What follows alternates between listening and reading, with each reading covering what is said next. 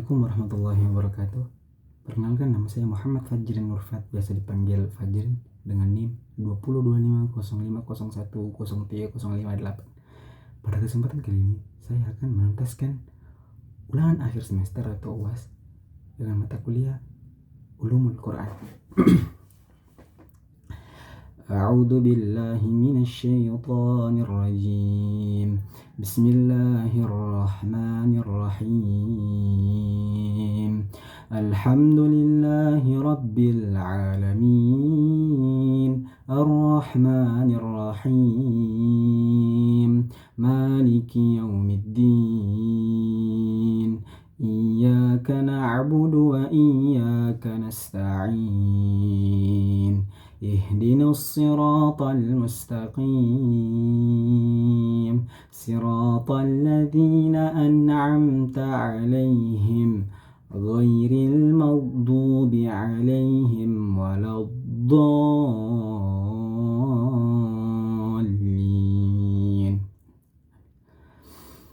بسم الله الرحمن الرحيم. كما أرسلنا فيكم رسولا منكم يتلو عليكم آياتنا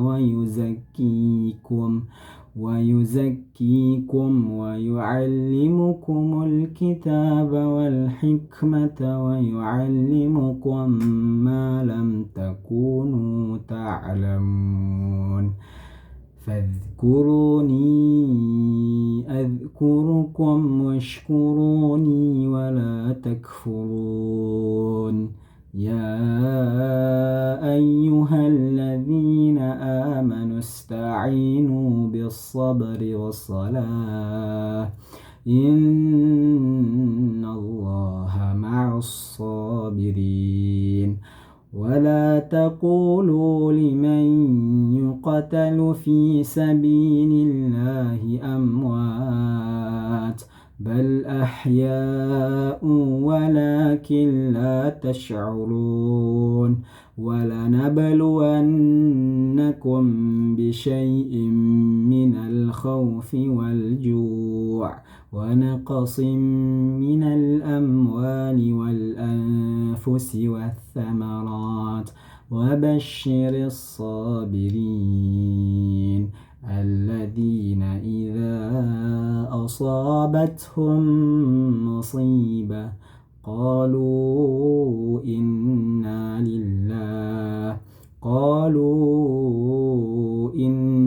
لله وإنا إليه راجعون. Sadaqallahul azim. Ijazul Quran atau mukjizat Al-Quran. Makna mukjizat berasal dari kata ajaza yang artinya lemah. Secara bahasa dari kata ajaza ya'jaz yang artinya melemahkan. Secara bahasa mukjizat adalah sesuatu yang melemahkan dan tidak tertandingi.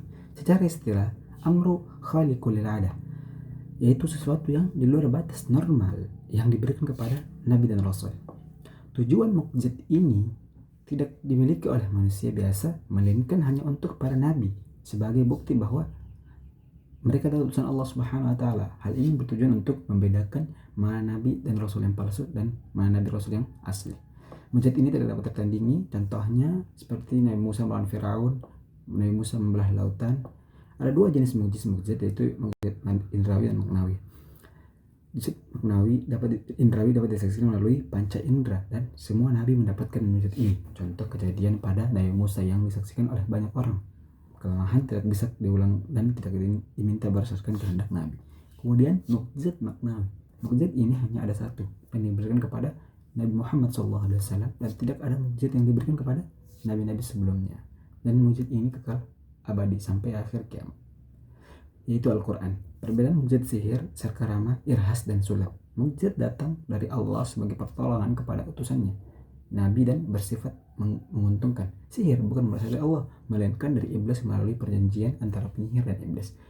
Menggunakan tumbal, merugikan orang lain, dan pelakunya termasuk orang-orang yang syirik, bersekutu dengan iblis. Sedangkan karamah mirip dengan mukjizat, namun diberikan kepada orang-orang yang saleh, ibadahnya baik, tidak putus komunikasi dengan Tuhan, biasanya berupa kekuatan untuk menjadi penyelamat.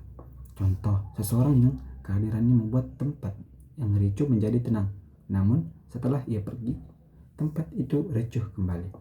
Sedangkan irhas diberikan kepada orang-orang yang baik, yang mungkin ibadahnya standar, namun memiliki sifat dermawan, murah senyum, dan tidak memfitnah temannya, berupa kemudahan dalam setiap urusannya dari Allah. Sulap suatu manipulasi bukan kekuatan, melainkan dilakukan melalui trik-trik tertentu.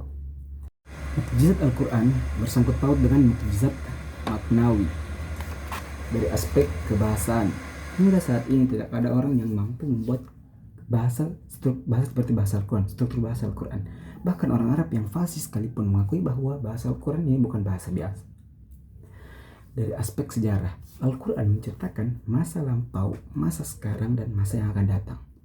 Sejarah masa lampau telah terbukti kebenarannya secara arkeologis dan ilmiah, seperti kisah Nabi.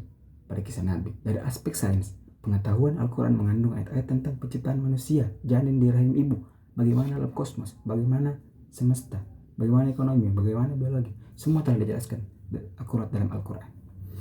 Cukup sekian dari materi ulangan akhir semester saya. Sekian dari saya. Assalamualaikum warahmatullahi wabarakatuh.